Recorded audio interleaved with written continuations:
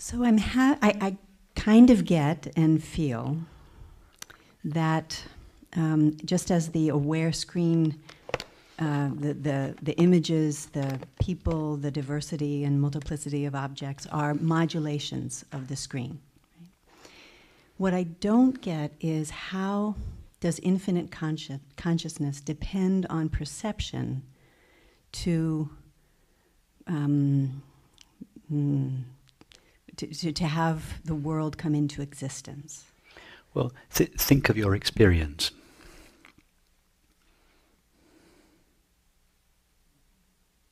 You know thoughts and sense perceptions. That's all you know objectively. Just check that that's true. Just range over your experience. Do you ever come across anything that is not either a thought or an image, and a sense perception? Yeah. So those are the only two forms of objective experience that we have. Through thought, we know something called mind, and through sense perception, we know something called matter. Conception and perception. So consciousness rises in the form of thought and perception in order to know an object. Just think of it. Try to know something objective that you don't know either through conception or perception. I think my problem is when you say, like, you try. And so it feels egocentric in the sense that the world depends on my perception rather than infinite consciousness doesn't need me or perception. You know, I think that's what I'm getting stuck on. What evidence is there of a world outside perception? Yeah, I know that. You see. Let's say there are 7 billion people. Let's imagine they're all awake now. So let's imagine there are 7 billion perceptions taking place. The conventional view is that inside each of those people there is a little parcel of consciousness. And that consciousness is looking out through the eyes in the form of perception and seeing the same world. So the conventional view is that there is 7 billion consciousnesses all taking the shape of perception and seeing one world. Yes? That's the normal view. It's the founding principle of our world culture. But strangely, nobody's ever found that one world. What do you mean by that?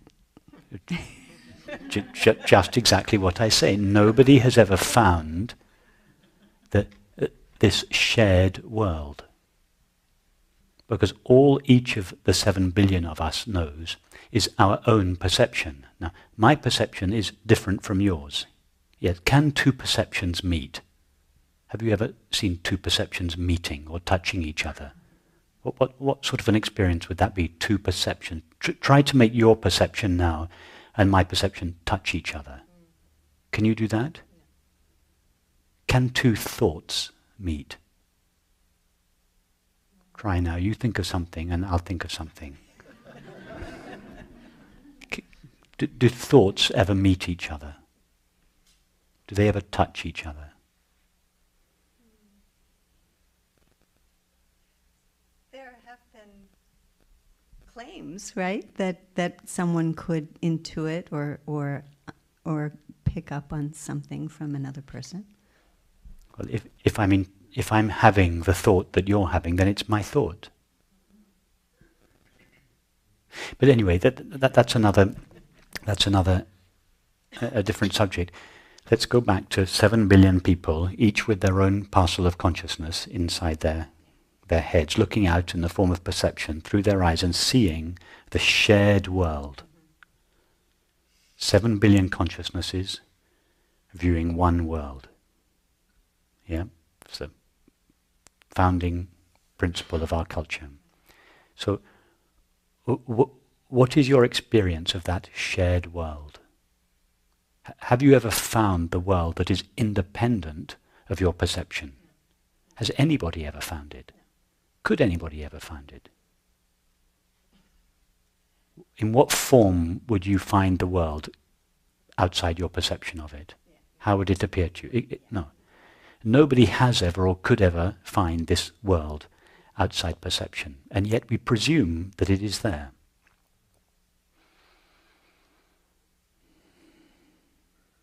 So we presume that there are 7 billion consciousnesses, and each consciousness we think is limited to the body, and each of those consciousnesses looking at the same world.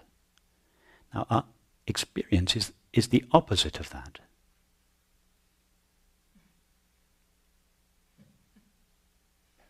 Nobody has ever experienced a limited consciousness. So the fact that there are 7 billion consciousnesses is a presumption. In order for there to be 7 billion consciousnesses, or let's just say 2 consciousnesses, yours and mine, we would both have to be able to see the end of our consciousness. My consciousness ends there, and yours begins just outside mine. Have you ever found an edge to your consciousness? Has anybody ever found a limit to their consciousness? No, so the idea of 7 billion consciousnesses is an idea that is not validated by experience. Likewise, the idea of one world is an idea that is not validated by experience. Could it not be that instead of 7 billion consciousnesses and one world, could it not be that there is one consciousness and 7 billion worlds?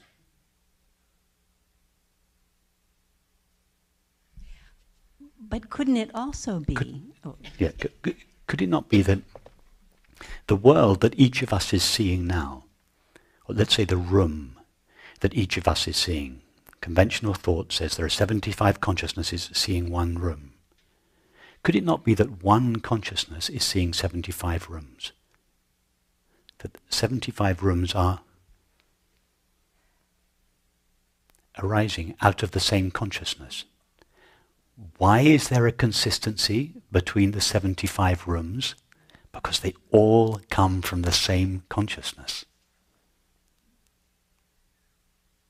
It is the consistency of consciousness that gives the world, the 75 worlds, their apparent consistency. What we share is not the world, it is consciousness. Your world is private.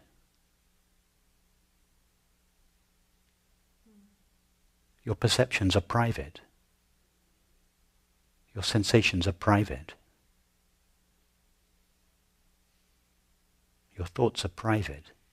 Nobody can experience the sensation you're having. No one can experience the perception you're having. No one can experience the thought that you are having. But the you that are having it, how do we know that that isn't shared? We don't. It's just a presumption. It's a religion of materialism to which our culture subscribes. A religion that consciousness is a byproduct of and limited by the body.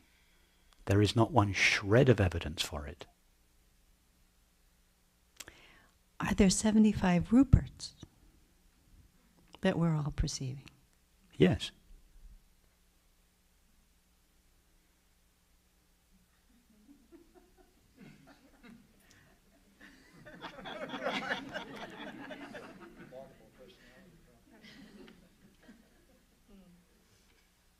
So see, that's what blows my mind. It's like That's good. your existence depends on my perception, or your existence. See, that's what drives me nuts. Okay. So, you see, you think that I, Rupert, this body, has existence. objects don't have existence. That's what our culture believes. Our culture believes that every object has its own existence. Objects don't have existence. Existence is not a byproduct or a quality of the object. Existence has objects. Objects don't have existence. So we think, in conventional thought, thinks that there are trillions of objects that have existence. In other words, we think that existence is something that can be divided up, parcelled out to different objects, and each object has their own little bit of existence. This has a very little bit of existence, and this room has a bit more of existence, and America has even more, and the world has even more. But existence or being is not something that can be parcelled up. Existence cannot be divided. It's like space, relatively speaking. It's not something that can be divided up. It is because we put the object first rather than consciousness first. We think there is the object first, and consciousness appears later as a byproduct of that object, and then views that object. In other words, there is the world first, and then the body, and then the brain, and then the mind, and finally, at the last minute, something called consciousness appears. And that consciousness comes and goes, and that the world always exists, independent of consciousness. But that is just not our experience. There is no evidence for it. Consciousness is our primary experience. Before it's possible to have an experience of anything, I must be both present and conscious or aware. So we should put consciousness first. Everything else is downstream of consciousness. Everything else comes after consciousness, because that is our experience. I'm not talking about beliefs or ideas or theories. I'm just talking simple experience. In order to experience anything, you must first have two qualities. You must be present and you must be aware. That's what you essentially are, present and aware. That is being and knowing. In other words, awareness. I am, there is being, and the I that I am is aware. Those two qualities, to be and to know, must be present before you can know a thought or a world or a feeling or a sensation or an anything. So put awareness first. Why? Because it's your primary experience. And see that nothing that appears in awareness divides awareness. Isn't that your experience? Have you, awareness, ever been divided by a thought, sensation, or a perception? Or is your awareness always whole? Could it ever be broken? Could you have an experience that would break or fragment awareness? Imagine an experience. Could anything fragment the awareness that knows it? It's indestructible. Not because it's so strong, but because it's so empty. There's nothing there, objective, to be broken. So, everything that arises in awareness, and our entire experience arises in awareness. Is that clear to you? Have you ever had an experience that arose or existed outside awareness? Or has anybody, or could anybody? So there is no evidence, zero evidence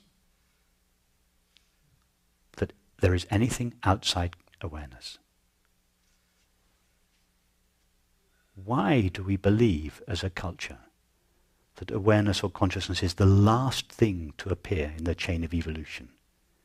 That first there was the physical universe, and then at a late stage the brain developed, and in the brain the mind, and finally awareness. It's simply not our experience. Our experience is that there is awareness. Before Abraham was, I am. Awareness is here first, before time. Everything, all anybody's experience appears in awareness. And when something appears in awareness, it comes into existence. Yes? Take a thought now, any thought. That thought arises from inside awareness. Let's imagine that awareness is now like a space. The thought arises inside awareness. Yes? Now, what is there in awareness prior to the arising of the thought, other than just awareness? Nothing. So what is the thought made of?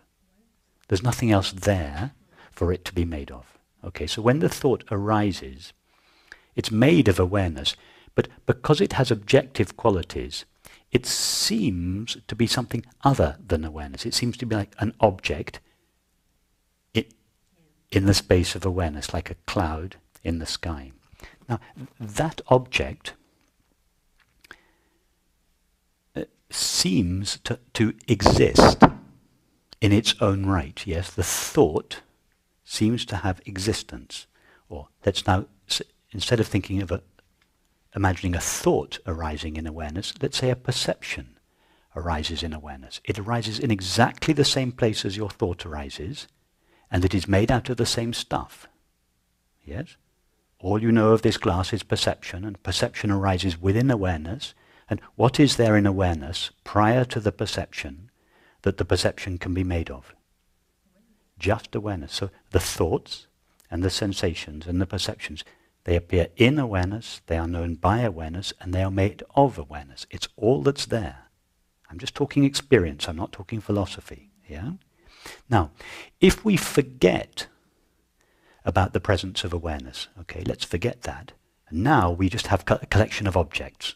Yeah? Thoughts and sensations and glasses and people and chairs, all floating around in a medium that is, it's not awareness, we've forgotten about awareness.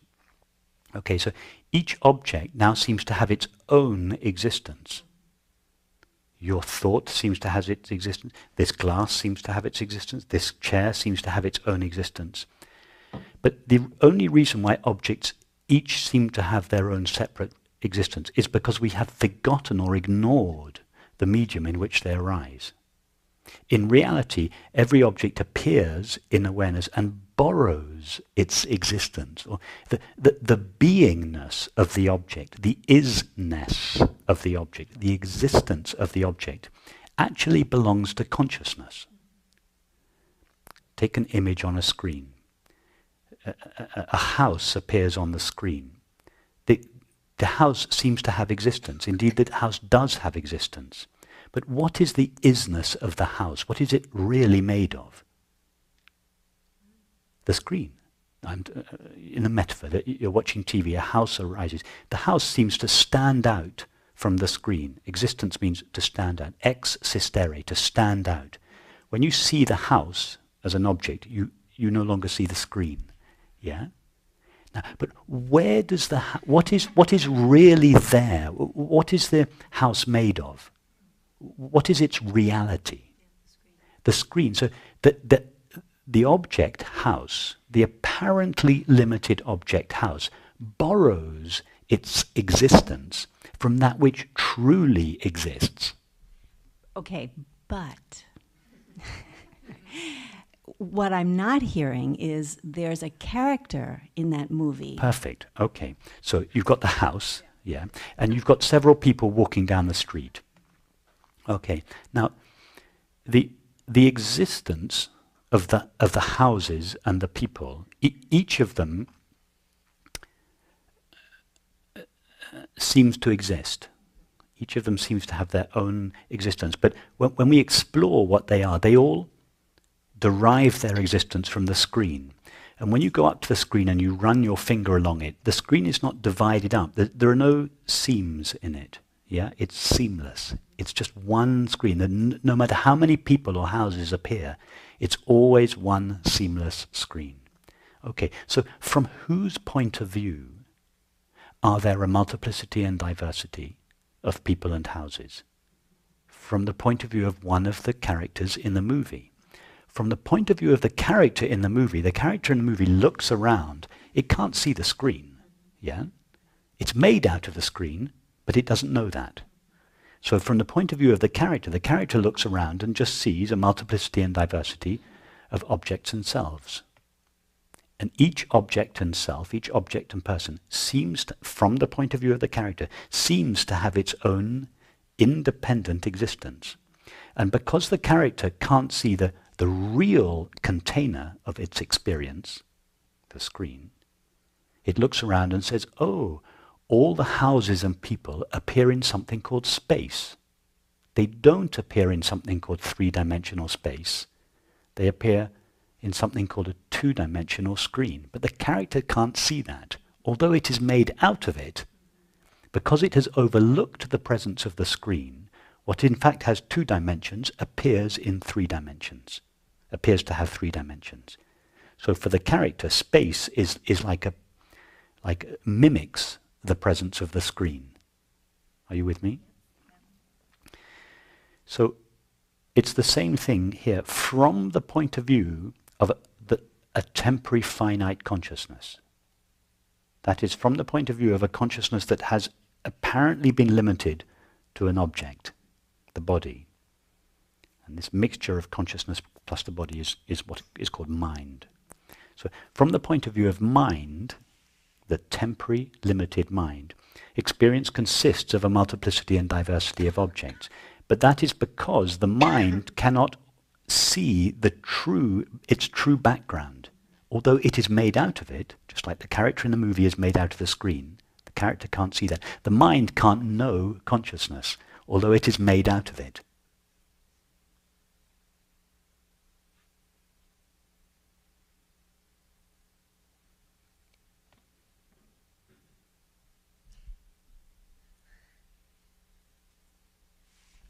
See, that all makes sense to me. It's the thing that you said, I think this morning or yesterday, that through perception, so one of those characters, let's say he was awakened or knew about awareness, and, yes. And through perception, the world comes into existence. Well, no, you see, it's not,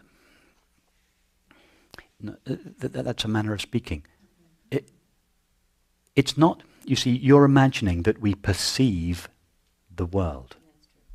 We don't perceive the world. We perceive perception. We presume it's the perception of the world, but we never find the of the world. It's just perception. It's not the perception of something. That's it, yes. So when I say the world comes into existence through perception, I understand why you might have misunderstood that, and it's perhaps not clear. It's what I should say is an apparent world comes into existence. Yeah, it's not the actual world. And the appearance of a world comes into existence when consciousness takes the form of perception. But no actual independently existing world ever comes into existence. Thank you. Great. We got there. Good.